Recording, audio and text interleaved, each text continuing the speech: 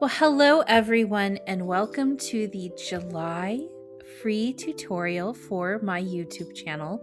This month we will be painting a summer tomato, and this summer tomato is inspired by Avin CP on Unsplash, and I will link to their page below.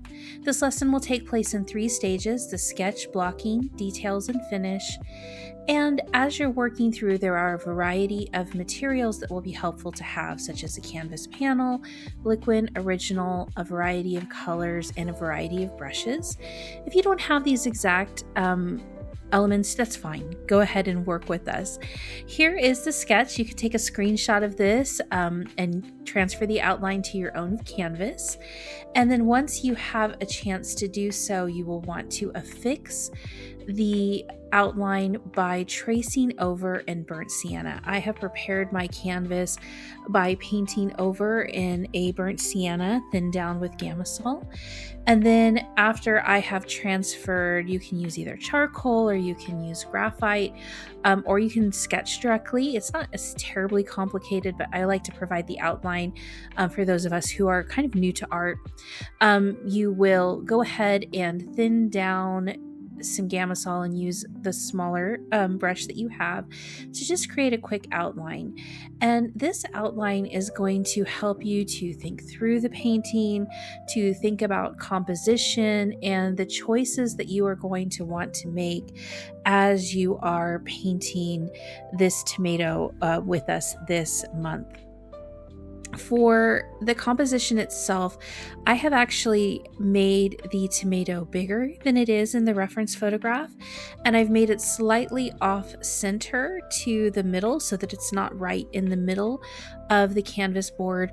And I've just done this to create some visual interest so that we can kind of play with the composition a little bit. You'll also notice that there is a table or a piece of stonework that the tomato is sitting on, and I haven't made that line directly in the middle of the canvas, but I've move that down so that it's in the bottom 1/3 of the canvas. Normally, when you are painting, you don't want to put your focal point right in the middle, and you don't want to divide your canvas into halves. So this is the reason I've made these design choices, and you'll see that they're very similar to the reference photograph as well. As I am sketching, I'm also thinking about where my areas of light and dark are going to be. If you have been painting with us this year, you know that that is one of the things that I love to do with my sketches. I love to do with my outlines is I like to think about where my lightest areas and my darkest areas are going to be, because working through these when we make the prematura or the outline helps us to think about the choices that we're going to make when we start putting down the color, and this will help us to put down color more effectively, so that we're not kind of going back and forth over time. And I like to be honest about my process with these tutorials. And one thing that you're going to notice that I wish I would have done at this stage is spent just a little bit more time thinking through the table itself or the surface itself, because I kind of go back and forth between how I want that surface to look. So kind of think about that as you're moving forward. Once we have done the prematura, the sketch, we want to move on to the blocking stage. The blocking stage is where we lay down our initial colors and we get all of the colors on the canvas about where we want them. And we also fill up the whole canvas. Once the blocking is done, we go back in and we start to add details. But this blocking stage helps us to fix the composition, helps us to make sure all of the shapes are in the areas that we want, and it gives us a strong foundation for building those details. To start with the blocking stage, I have put out some yellow ochre, Prussian blue, and Mars black, and we are going to use combinations of these colors to create the background. If you have a chance to look back at that reference photo, you'll see that there's kind of a bokeh or a blurred or a mixed green background. And you'll see that I'm using my Rosemary & Co. Dagger Brush here, just in case you want to follow along. But as I mentioned, use what you have. If you don't have these specific kind of brushes, you don't need to go out and buy them. Use what you have and get used to putting paint on canvas, and that's the most important thing. So one thing you might note is even though we're doing a tomato painting with lots of vivid greens, I'm not using a green, and that's because we're going to mix our own greens from the yellow ochre and the Prussian blue, and we're going to continue to mix on our palette as we move forward and also combine colors on the canvas so that we get a good variation of colors in the painting itself.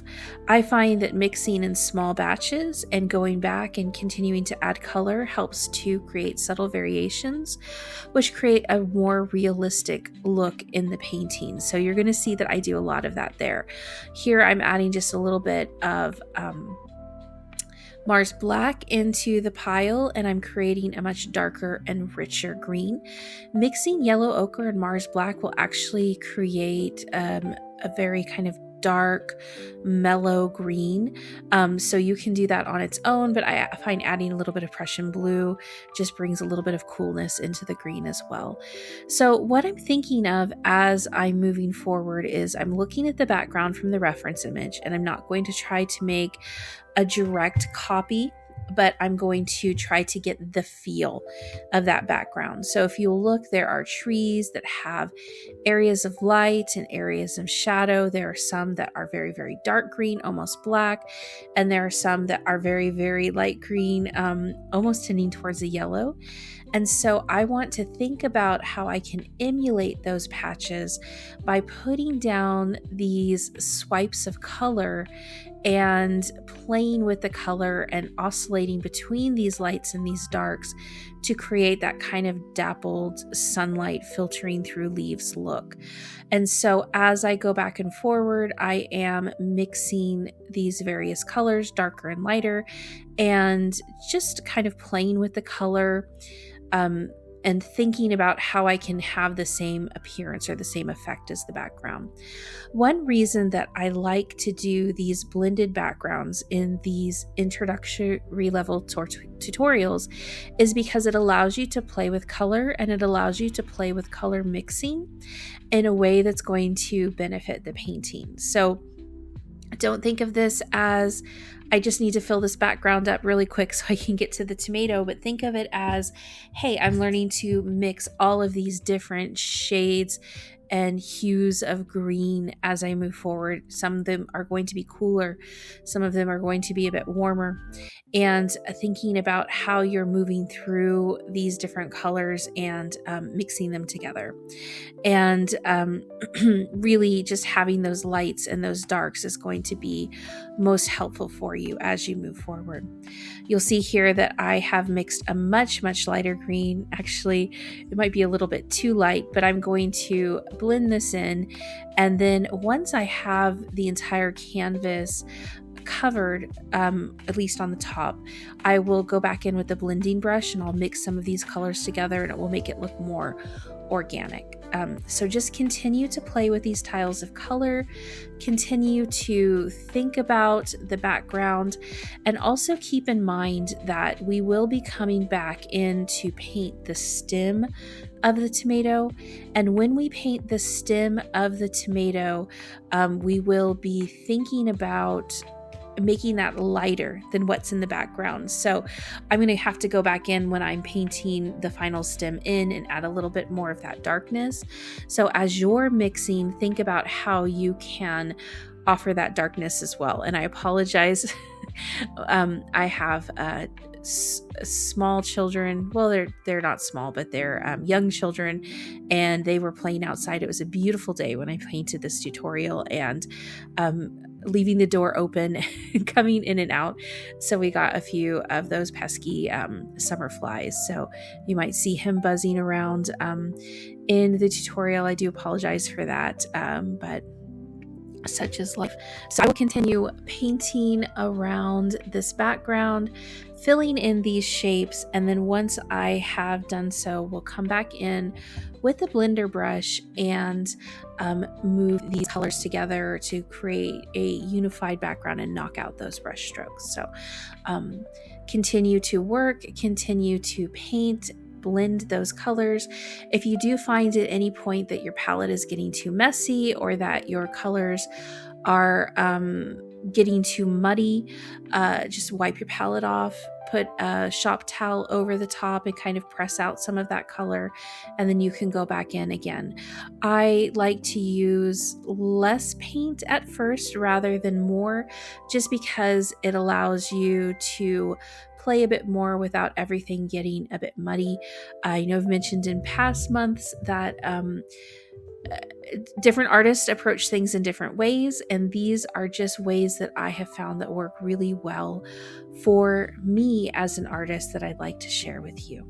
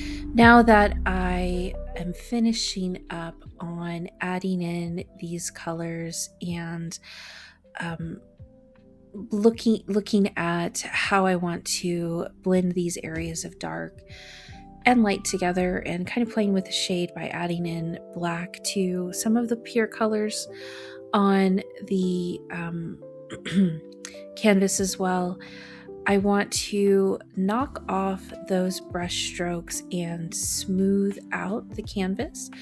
So with the blocking, as I mentioned previously, what's really important is we want to think about just kind of getting those general colors in the areas where we want them, and also covering up every area or every element of the canvas. So one area that you're going to want to be really sure to go back and look at here are around the tomato and also around the leaves on the tomato, the vine area of the tomato, because we want to be sure that we don't have any of the burnt sienna canvas peeking through.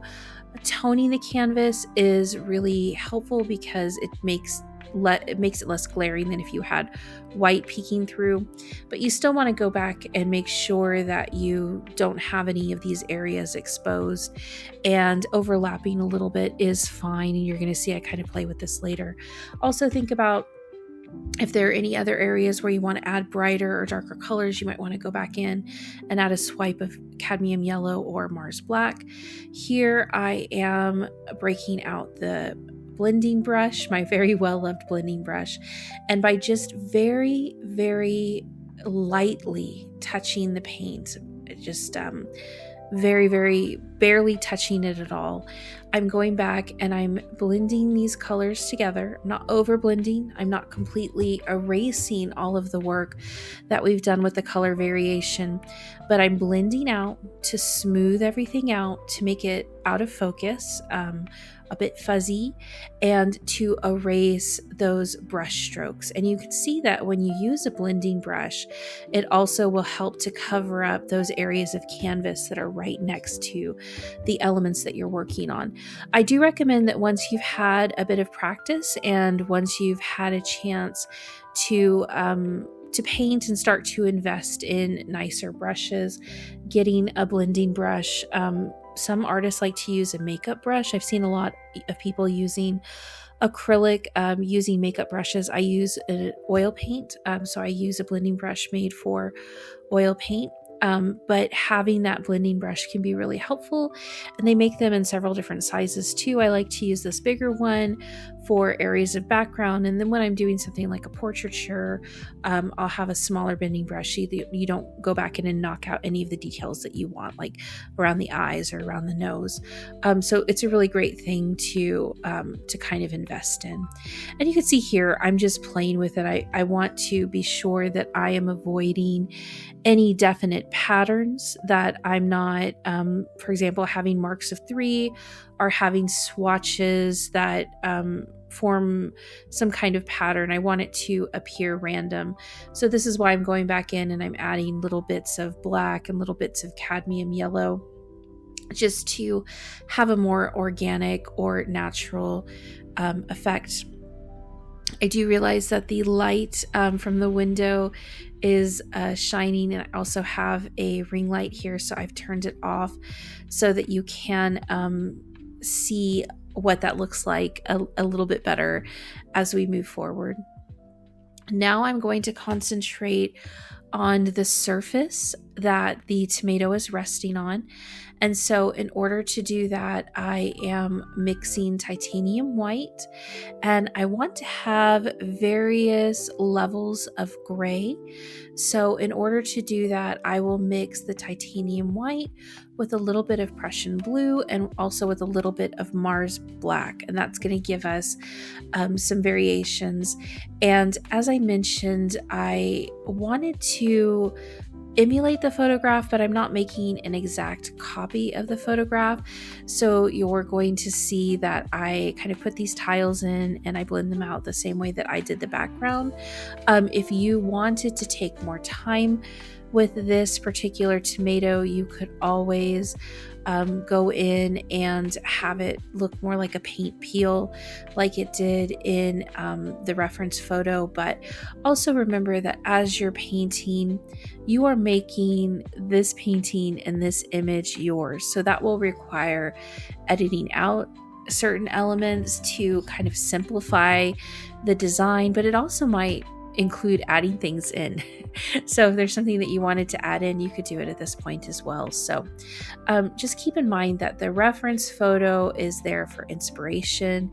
It's there as a guide, but we don't want to make an exact copy, so to say, of the reference photo. We're just kind of using that to help us as we move forward and to help us as we're looking at how the light hits the shape. We're looking at the composition. We're looking at the colors so that we can emulate those in our own work. So if you find that your tomato painting starts to look very different or isn't matching as exactly as what you would like, please don't stress about it. That is all part of the process.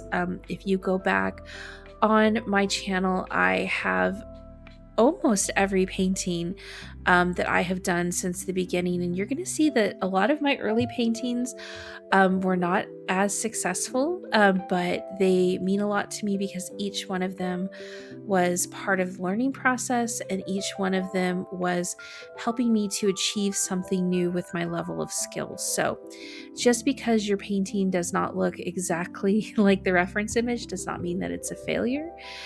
This is one point or one stop on your journey to becoming the artist that you want to become.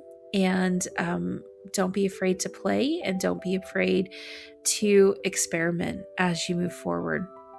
And I just mentioned that because sometimes, especially new artists or artists who are trying out new mediums, feel that there has to be some kind of inherent talent. And while talent is helpful because it helps to motivate us, it helps us to want to move forward, it's all about practice too. The more you practice, the more confident you become in your skills and your ability to troubleshoot. And the more confident you become, the more you'll be willing to take risks and learn new things. So keep that in mind. So you can see that I am just mixing various shades of gray. I'm bringing in some light blue. I'm adding in more of a whitish gray and more of a darkish gray. And I'm just kind of mixing these colors together to help create some variations. There was a question that I received a few months ago about why I mix in small batches of color rather than mixing all of my colors at once. There is a benefit to mixing all of your colors at once, especially if you're doing a really large painting or if you need to have a unified color in a specific area.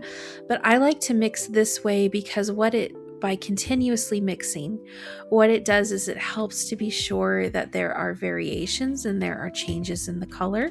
So if I'm constantly adding in more paint, if I'm taking that paint and putting it on the palette and mixing on the palette and also on the canvas, it just helps to provide more of that variation and more of that dimension in the painting. So that's why I like to mix in smaller batches. I do use Liquin Original as a medium to help spread the paints, and the paints that I'm using are Gamblin artist grade paints. And the reason that I'm using Gamblin is because they are affordable and they are easily available. I believe that even Michaels sells Gamblin paints, so this is something that you could pick up. They also have a student grade quality 1984, and I did a lot of my early paintings in the 1984 paints. There's a significant price difference, but I find that I enjoy the artist colors because they're a bit more pigmented, and you have to use less of them. So if you get the multi-pack or the variety pack, you are going to be able to use those to create a lot of paintings. I usually only have to buy once a year, and I paint several times a week. There are also other paint brands out there that are of different qualities as well. When I am doing portraiture work, or when I am working on the paintings that I like to come back to and work on in 6 or 7 sessions, I like to use Rublev's because they use historical and archival pigments. And I just find working with those particular paints for that particular type of subject matter is very, very helpful. There is a video on my channel of Girl with a Pearl Earring and Glasses, which is inspired by the Girl with a Pearl Earring painting, and I use the historical pigments and the archival pigments for that, and you can look and you can see the difference there. So as I am approaching, I just want filling up the canvas here.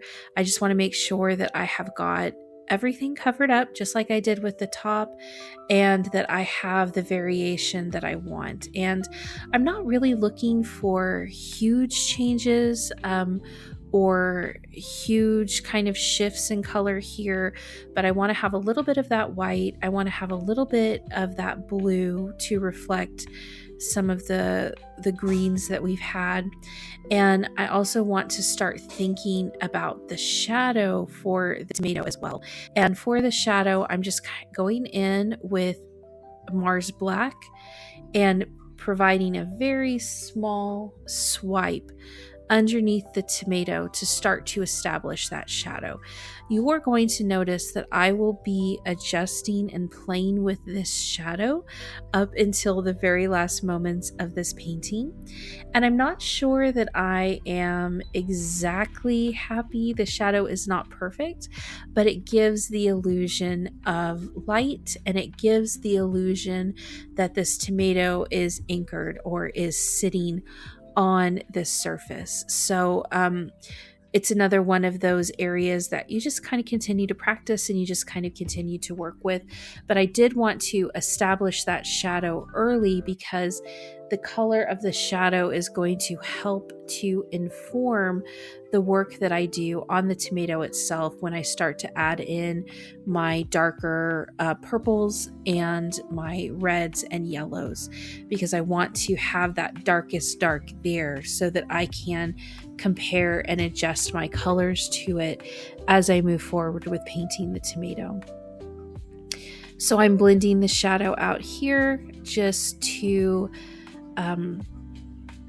establish where it should go and thinking about how far up I want. And you can look at the reference image as well. You can see that the shadow kind of has a bit of a rounded or roundness to it, a flat roundness to it, if that makes sense. But if you look at the reference, you'll see, and that it blends into the other colors. So it's not going to have a hard stop. It's going to have a very kind of gradiated fade out and then a fade to darker as you get closer to underneath the tomato. If you only have one of each brush, it's very helpful to wipe out your brushes between painting. So you'll see that I'm doing that a lot here with the shop towel. And again, I'm taking my blending brush, which I have cleaned out so that I don't have any of that green color on it. And I'm blending those colors together.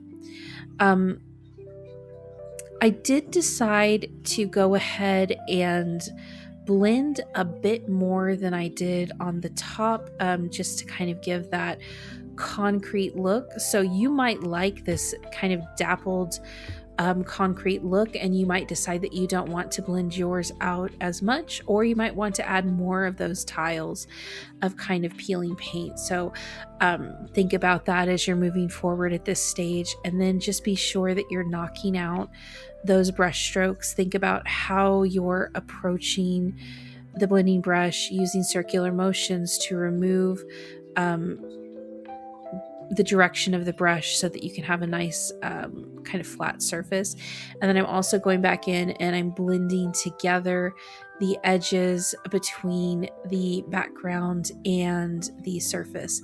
I've also noticed as I'm painting that there were a few places underneath where the easel holds the canvas that I had missed the little splotches of color, so I'm taking back in and I'm blending those as well as I move forward.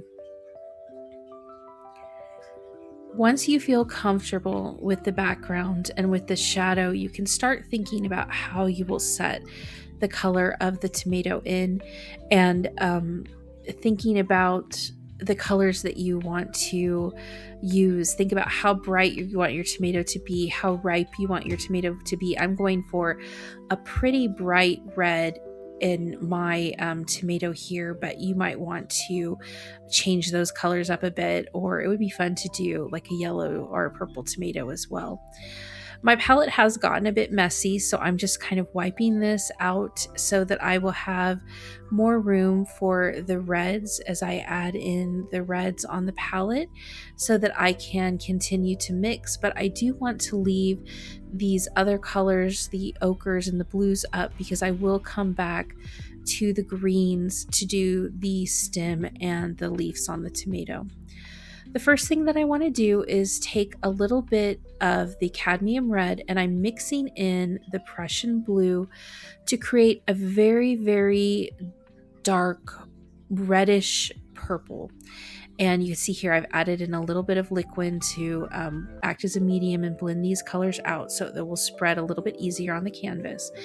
But you're going to notice that the shadow on the tomato itself is not black. It is a very, very dark purple.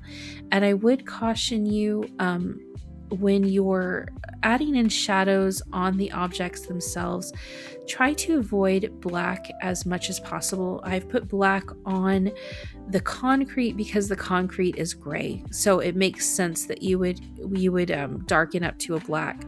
But for the tomato itself, the tomato is going to be very rich and a very bright red. So we want to avoid using the black here by mixing a nice dark purple, and adding in a bit of Prussian blue will do this very nicely. You can also add in a small bit of Mars black because Mars black tends towards the blue, but I would recommend kind of staying with the Prussian blue at least at first. I'm also looking at the top of the tomato and the form of the tomato and thinking about where I can start adding these kind of small dimples or ridges. When you are looking at an object as the sun is hitting it, the areas that are closest to the sun will be the lightest, and the areas that are farthest away from the sun will be the darkest. So I want to add these little swipes of the darkest color in to start to give a bit of form or a bit of texture to the tomato. Next, I'm adding in a bit more cadmium red to that dark purple mixture that we have mixed up. And what this is doing is it's slowly starting to lighten the mixture so that we can eventually blend up to those spots of white or those lightest spots on the top of the tomato where you would see the sun kind of reflecting off or creating that nice kind of glare on the tomato. So as I'm moving forward, I want to continue to stay a bit darker on the bottom, but slowly add in more of the cadmium red to get more of that pure color as I move forward. This is where those lines that I've provided on the outline are going to come in really helpful, because you want to keep your darkest colors in those lines. Then the next kind of third of the tomato is going to be your mid colors, and then the top of the tomato are going to be your lightest colors. So think about that. The shadow is going to be on the bottom of the tomato, and the brightest part is going to be on the top of the tomato. So we want to gradiate our colors up as we go forward.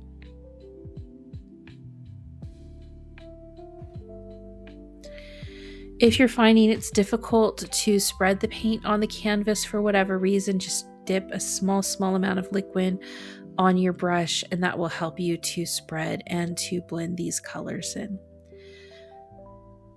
Once we get the entire tomato painted, we also want to start thinking about the refracted light, and that is the light that bounces back on the tomato from the other objects, which is mostly going to be this kind of white or light concrete.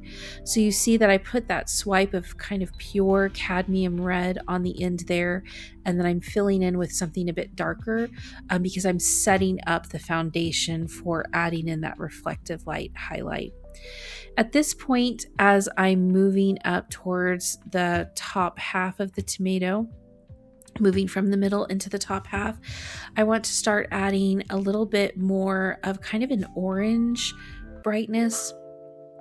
So to do that, I am adding in Cadmium Yellow, and this is going to help to change the color and to bring in more of that kind of warm, bright sunlight color. You'll notice that when you look at a tomato when the sun is hitting it, it's almost as if you can see through, or that top layer of skin gets illuminated when it's sitting right there in the sun.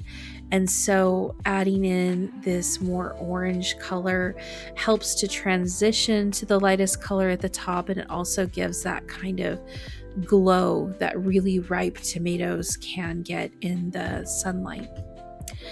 I decided to paint a tomato this month because I have my husband and I have a garden, and we grow lots of tomatoes and squash and berries and other kinds of table vegetables that we like to use throughout the summer. And our first set of tomatoes should be ripening up so that we can start picking them in the next week or so. So this tomato is very much in anticipation of all of the wonderful things that we'll be able to make once our tomatoes start coming in. We like to make sauces and salsas and tomato soups and all kinds of things. One year we even tried ketchup, but really salsas and diced tomatoes, tomato soups, pasta sauces. It's a lot of work, but it's a lot of fun. So painting this tomato also, for me personally, was a great way to kind of give homage to that fun time that we have with the children and with each other during the summer when we're canning and making all of these fun things to sustain us over the winter. And you can see now that I've added in that kind of stripe of yellow, I'm finally starting to mix in the titanium white into this pile of red to get this more a pinkish color. And this pinkish color is going to help me to put the pure white highlights on at the end. I do caution you with blacks and with whites, it's very challenging to blend them out if you put too much in. So always be very mindful of having pure blacks and pure whites in the painting, because they will start to make, the whites especially, will make your work look a bit more chalky.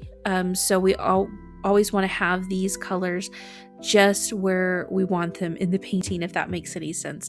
And again, I apologize for this this rogue fly that is coming around in the studio here. I believe shortly my son is able to dispose of him for me. So I do apologize that he is buzzing around, but that's what happens during the summer when you live in the country. Adding in these swatches of white is setting the stage, as I mentioned, for those highlights. So we don't want to overdo it, but what we're looking for is this kind of lighter pinkish color that we will add more highlight to in the detail stage. This is also where I'm starting to think about that refracted light, or that light that is bouncing back from the concrete.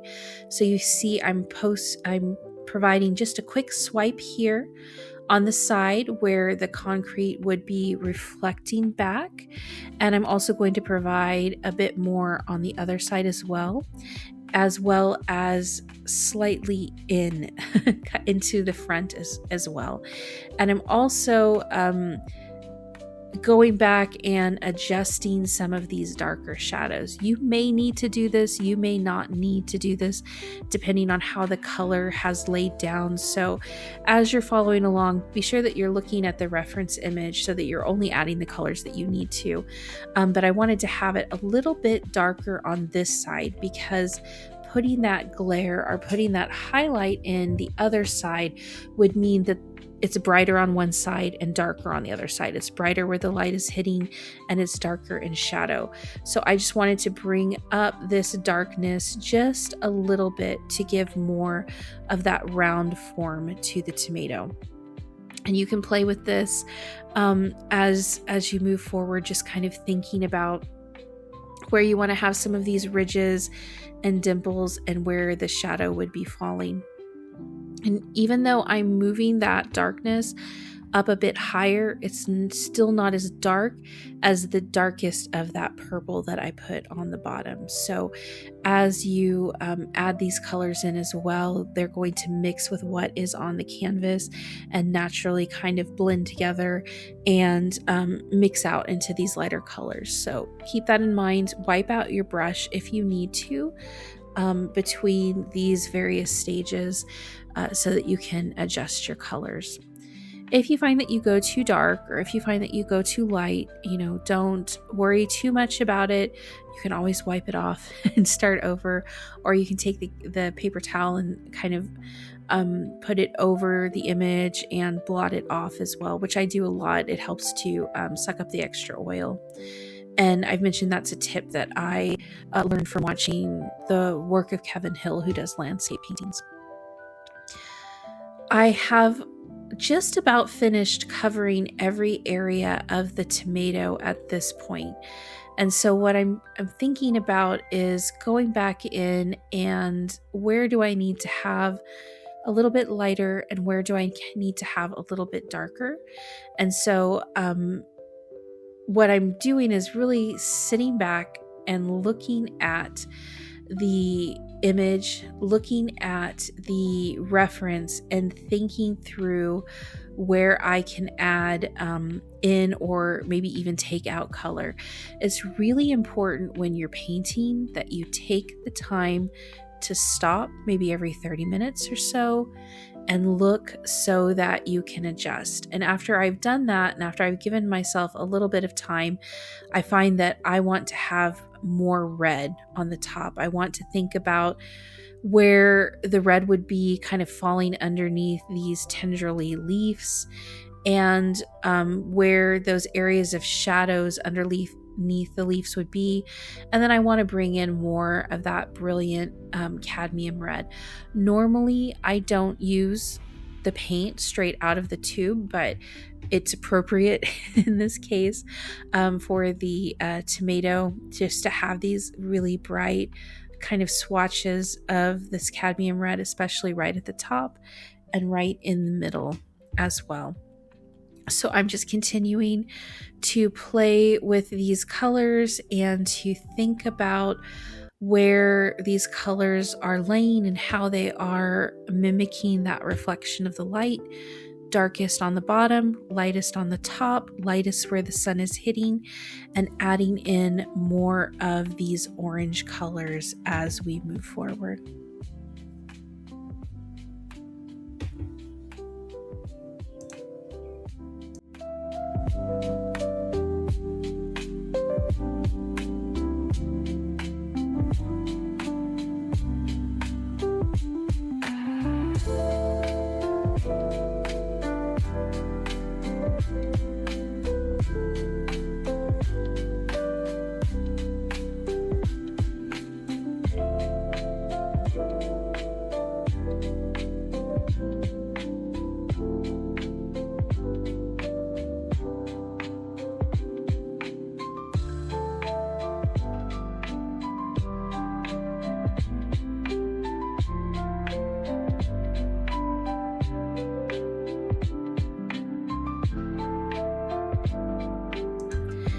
The final stage for the blocking in the body of the orange is just taking that smaller blending brush and going back in, knocking out those brush strokes. When you do this, if you do this with the blending brush or with the soft makeup brush, be sure that you're barely touching the canvas, because you don't want to ruin all of the nice work that you've done with color variations. So you can see that as I'm blending, I'm also kind of mimicking the curves and the form of the tomato, and I'm following those curves in that form as I move forward. I'm also extending the blending brush just a bit over the edge of the tomato, because I want to be sure to have fuzzy edges. I don't want to have hard edges between the tomato and the background.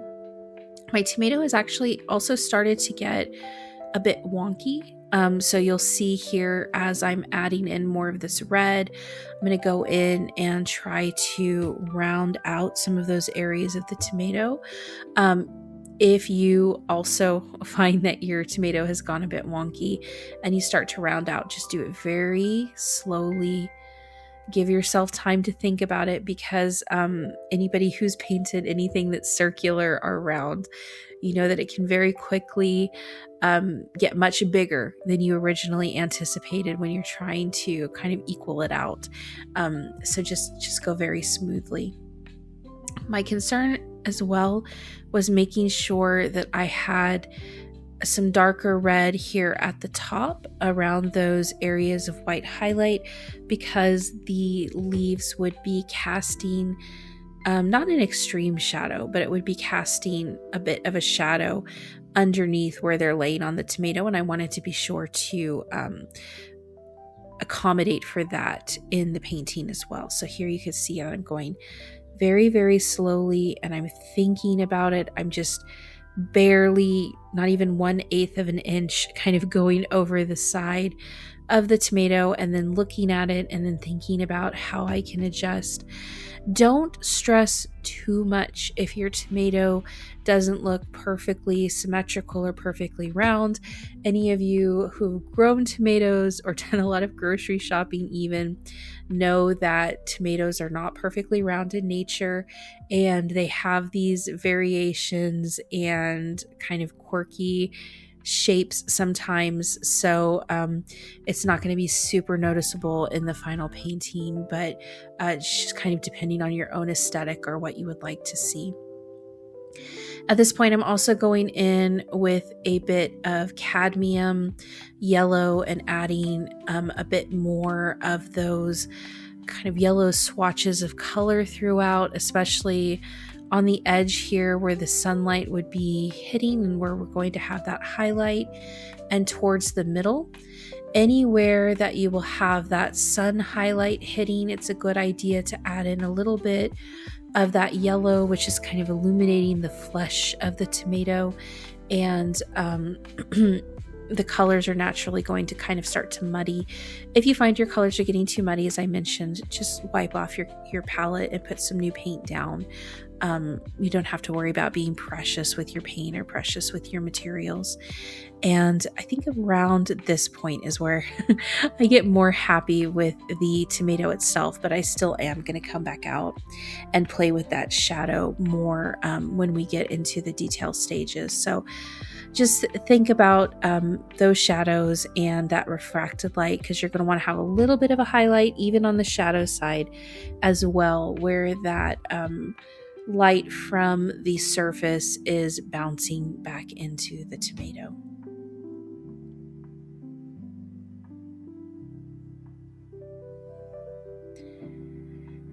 And I'm adding that refracted light in now, or reflected light, I should say, in now.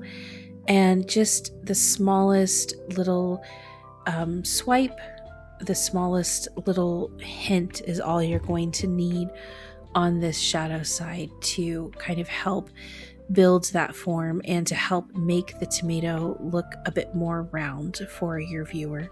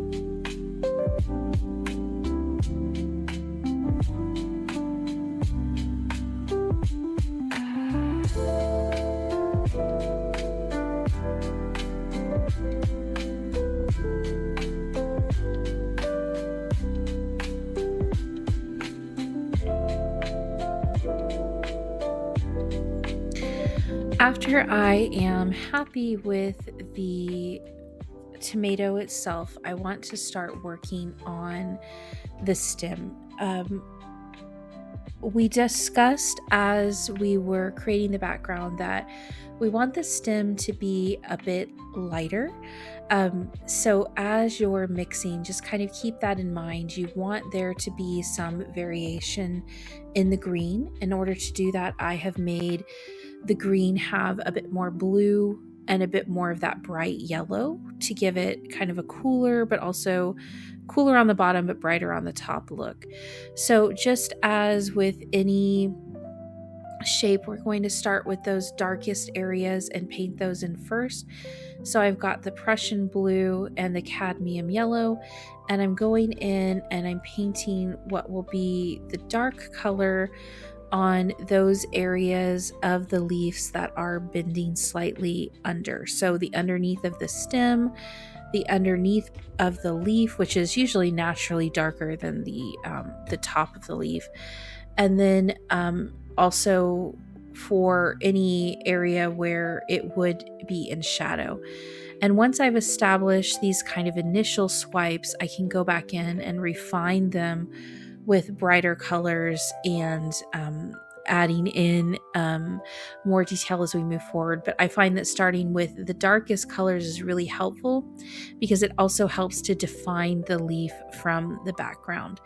Now for these initial swipes, I am using a smaller brush, but please don't be too precious about wanting to have every single swipe exactly perfect. Sometimes when you're doing smaller work like this, that initial swipe that you put down or that initial stroke that you put down just becomes the foundation. So even if it's a little bit wonky, you're just going to build on it from there. So don't feel like you need to go over something several times. Just kind of put that stroke down and then you'll work on building what comes out of that stroke.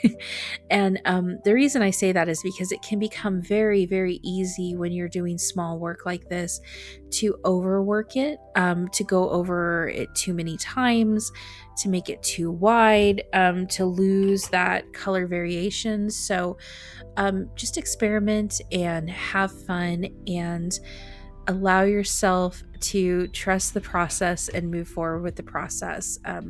Don't get hung up too much on every single leaf having to look perfect, because we're looking at, for an alla prima painting like this where we do it all at once, we're looking for that overall effect and the overall kind of impact of having this stem with these leaf areas kind of sticking up in this fun way. Here I am just kind of going back. I'm looking at my reference. I'm thinking about what brush I want to use, taking a step back and deciding kind of how I want to move forward now that I've got my dark and my mid-tone on the canvas. And as you move forward, just continue to think about reserving those lightest colors for the end, and think about how you can build the form slowly with different colors and with moving from dark to light. So here I'm taking a smaller brush and I'm just moving in with almost a pure cadmium that is just being slightly colored by the paint that's already on the canvas, and I'm mixing in a small amount of white just to make that yellow even brighter.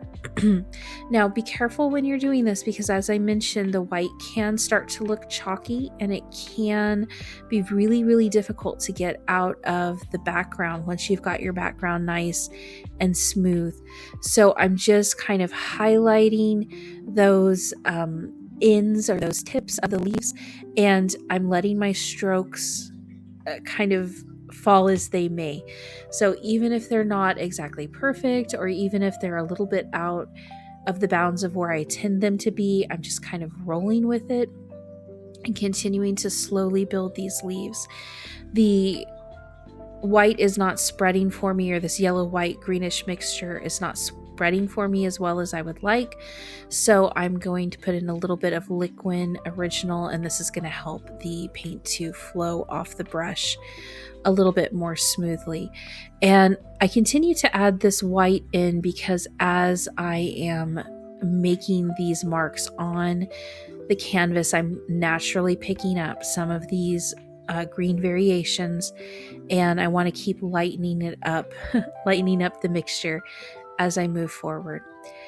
It can be really fun to make these kind of small arcs or small swoops to give that movement to the leaves at the top. So you can see how just offering that little bit of a hook gives us the illusion of having the leaf turn, and it starts to give us that movement or that kind of fun personality of the leaf on the top of the tomato as we move forward. Once I've provided the lighter strokes on one side, or those 3 leaves, I want to move over and bring up all of the elements of the painting together. And it's helpful to do this for me personally because I find that when I do this, my details are more uniform. There are some painters who like to work on just one portion or one part of the painting and make sure that's perfect and as detailed as it can be, and then go to the next portion or part of the painting and make sure that's as perfect or as detailed as can be. And that's a wonderful way to work, but that's personally just not the way my brain works. The more you practice, the more you learn about how you paint, what is intuitive for you and what works best for you, the more you can kind of embrace that process. But I find that bringing up the different levels of the painting in unison or together helps me to make sure that I don't have one area that's super detailed and another area that's not as detailed unintentionally.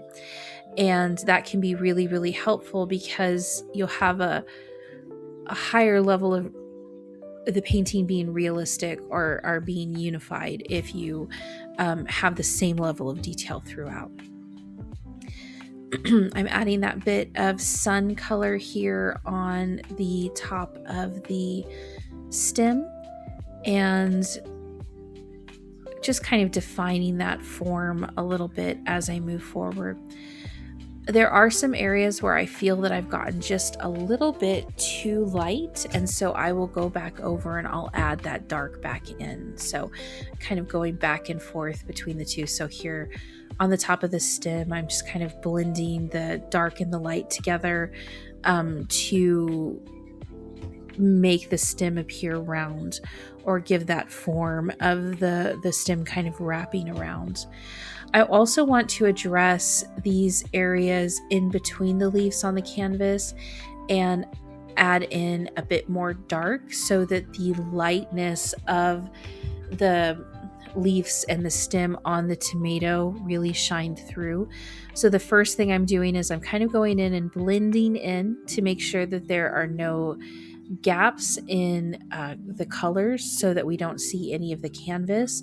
And then once I do that, I will go in and add in the darker colors. So once I start getting to these smaller details and we have all of the areas of the tomato covered, we are thinking about that detail work. So I want to mix back up another patch of this kind of dark green where I'm adding the Mars black into the yellow, and I'm just very slowly, very intentionally adding this darker patch to where I have the leaf. And this will also allow you to thin out the leaf a little bit if you need to, but this is going to help to set the leaf out from the background to make it feel like it is closer to us than the background is. So using the blending brush to kind of knock out those strokes so that it looks nice and smooth like the rest of the background did, and also adding a bit more dark just so that patch of dark makes sense can be really helpful in bringing those vines out as we move forward. And again, just double checking, making sure that I don't have any areas of the canvas poking through, because we don't want that to be distracting for the viewer. You can see also on the top of the stem, you can still see a bit of my burnt sienna outline, and I'll address that soon. Now, I did go to a much smaller brush than what I normally use in these tutorials, and I decided to do this because I wanted to show how having the smaller brushes can help you to do some detail work, but it's totally not necessary. You could actually take a toothpick or the end of a comb or a bristle from a brush, and you could do the same thing without having to buy a smaller brush. But I wanted to just kind of go back in, add a little bit more of that sunlight, that light kind of sunlight glinting off the end of the leaf, and also start to add in some of these hairs that we see on the leaf as well. And that's starting to add just a little bit more depth to the leaves, and it's also helping to define the leaves a bit more intentionally from the background. So you can see as I add in these white highlights, it's really starting to kind of pop off from the background as we move forward. So I don't want to add too many. I don't want to add several on each leaf, just a few, just to give the appearance of those very fine hairs that are on a tomato when it's just been picked, and just to give that illusion. Often less is more. Providing too much, we start to get into danger of kind of overloading the viewer or creating patterns, and we want to avoid patterns as we move forward, because we want this to seem natural and we want it to seem organic as well. If you find you need to add in more yellow, you can definitely mix together the white with the other colors. If you don't like that as bright as I've gone, you could definitely go back to a lighter green or a yellow. I just felt it was necessary to separate it from the canvas. So there you see I've kind of highlighted that and starting to cover up those last little bits of burnt sienna from the sketch. Also taking the small detail brush and going in and adding just the smallest bit of a swipe down the middle of each of these leaves, and that's just bringing a little bit of form back into it, giving us that little bit of shadow back. And this is the Mars black mixed with the cadmium yellow ochre, a little bit of red in there just to make it a little bit darker. So it's just kind of helping to create this darkness. I also want to give a bit more definition to the bottom of the stem and also the underside of the leaves as we move forward to start to create that shadow. And you can see that I've added these darker swipes of red as well underneath where the leaves would naturally be casting light onto the orange. I'm sorry, to the tomato.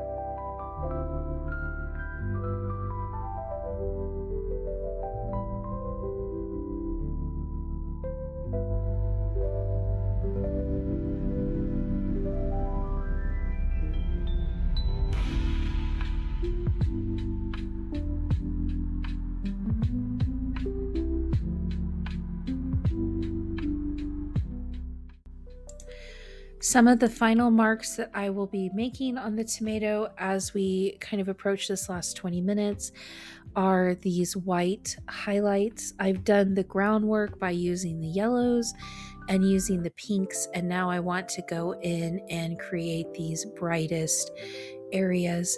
I'm using a different brush, which is a flat brush as well, because I've just got paint in the other brushes, so there's not a particular reason why I've switched brushes or a specific method or anything. I just wanted to have a clean brush, and this is the one that was closest on the hand. So as I mentioned, it can be really helpful to have brushes for your dark colors or brushes for your light colors, because as you move throughout the painting, you're naturally going to want to go back and continue to build up some areas, revisit certain colors, and cleaning out your brush for every single color change can be a real it can be done, but it can be a real hassle. So this is using different brushes for different colors is just a time-saving method, and it kind of helps you stay into the zone while you're painting, but it's completely not necessary. So I'm just adding in those colors and blending them out, thinking about where I want to go in and add a little bit more of that dark red if I've put in a little bit too much of that white. And this is a good example of how the white, once you put it in, can really start to overtake the painting. So you want to be really careful with that. But what I am aiming for is to emulate these kind of windows of light, or these kind of patches of light on the top of the tomato in the reference photo. So I'm just playing with the placement of the colors so that I can get closest to that kind of window look as well, and being sure to go back in and add the yellow in between the layers of the pink or the layers of the white and that bright cadmium red. It just offers a nicer and more subtle transition between colors. So the next several minutes here, I'm just kind of taking color off and putting color on as I go back. And I could probably have not added the pink as far down as I did, but I was really starting to think about where the sunlight was hitting and how I could get this kind of roundness to the tomato as well. So you'll see that I go back and forth on this, and it might be helpful to watch this before adding the highlights into your own as well, so you can kind of make choices about how you want to approach it or what you want to do. For these tutorials, it's a lot of fun to experiment and to play and to paint things that I wouldn't normally paint. I've been focusing in my personal practice a lot on portraiture, and if you're interested in seeing a longer tutorial where I paint a portrait and where I share my process with you for the portrait, I'd be happy to just kind of drop that in the comments below and let me know that you're interested, and that's something I can think about doing in the future.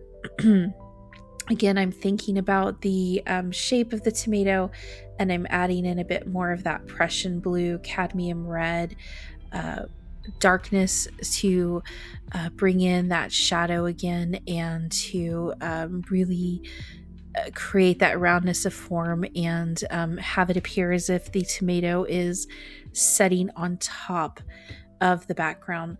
I also wanted to think about adding some more kind of ripples or ridges in the tomato itself. Tomatoes are never just a completely round ball. There's always a bit of texture, a bit of differentiation in form. And so adding in a bit of these darker purple swatches really helps with that. Here I'm also thinking about the shadow and bringing back in that darkest shadow. Where I found the biggest challenge with the shadow in this particular painting was deciding how far up on this side of the tomato I wanted to have the shadow go. And so you're going to see that I'm going to go back and forth here just a little bit. I'll add in some white, I'll take out some white as I'm kind of deciding. And sometimes when you're painting, it's just experimenting, adding it in, taking it out, seeing how it looks, seeing how it affects the shape of the tomato and how we read the tomato. And so the only way we can kind of figure this out is by trying and by putting the paint down and by seeing how it looks, looking at the reference photo, thinking through it. And there have been times when I've added a shadow or I've added a color, and then I'll come back the next day once things have dried a little bit. If you're using Liquin Original, it does speed up the drying process a little bit, which is really nice when you're doing something in several sessions. But you might come back the next day and say, oh, I really should have brought that down so far, or I should have had more yellow in here. And that's fine. You can always add to your painting the next day, or you can add to your painting when it's dry. So that takes some of the pressure off as well. My personal challenge for these tutorials is to complete in around an hour and a half. So that's why I'm kind of spending so much time thinking through this. You'll also see that I'm picking up a little bit of red, and I'm adding a little bit of red into the tops and the sides of the shadow, because I want to have that reflected light from the tomato going onto the surface as well. So the surface is reflecting onto the tomato and the tomato is reflecting onto the surface, and that just helps to give that level of detail or that level of realism. Now, of course, with an alla prima painting, we can't really go for photorealism. That takes a bit more practice and a bit more time when you're working in a larger format, 8x10, but you can still kind of get to those details and get to those elements that give you a more realistic look. And so that's what I'm looking for here. So adding that little bit of red in, just to show that these elements are communicating with each other, and the light is communicating between the elements as well, is very, very helpful.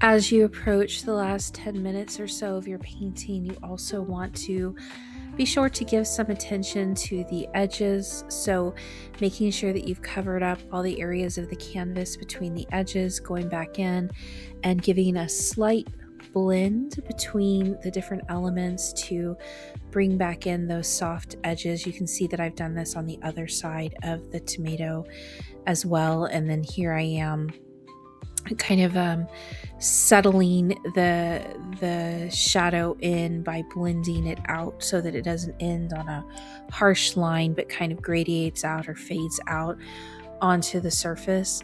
I'm also thinking about how there might be some very faint elements of the leaves or the vine, the stem that is standing up. So that's why I've kind of added some little swipes into the shadow as well, so that it's not perfectly round, but we would see some of that very small kind of hints of those leaves and that stem in the shadow as well, and adding a little bit more of that red light into this side. You could spend a lot of time playing with the shadows and getting everything just right. And if you enjoy that, I encourage you to really take your time. I am completing these in an hour and a half, but that does not mean that you need to by any means.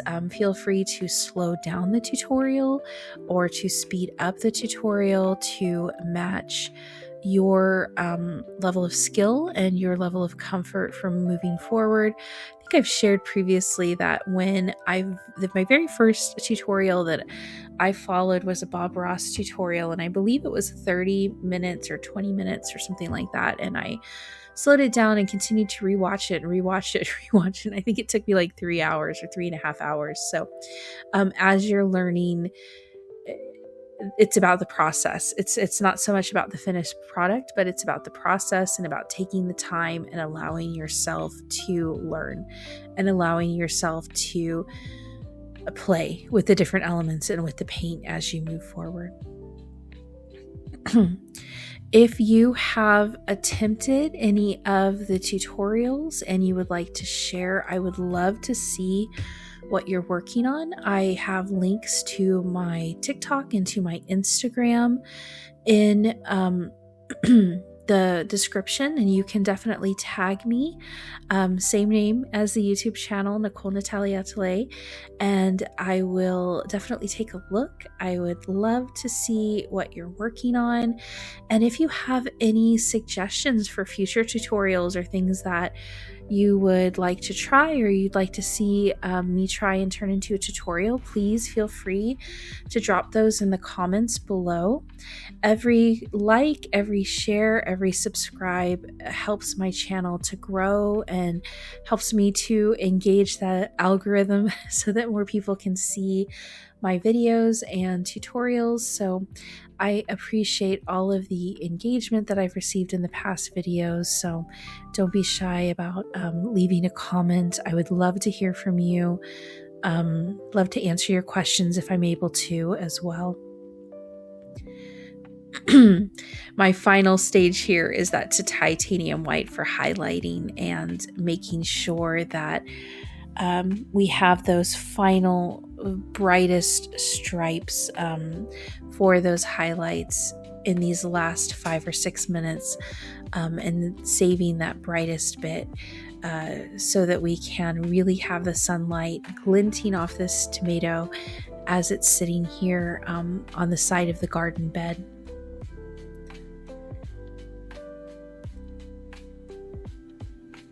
When you go in and you fuzz out or you give those soft edges between elements, just please be sure that you are wiping out your brush and that you're using the same side of the brush for the different colors, because it's so easy to, in these final steps as you're blending, to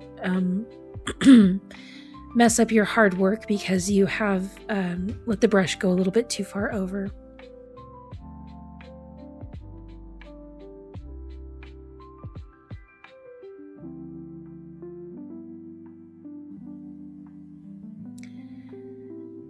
These final swipes of reflected light really help to set the tomato into the background and show that it is interacting with the different elements. So please don't forget to put that reflected light, because I think for me personally, it really makes the painting, and it really gives that tomato that roundness and that form.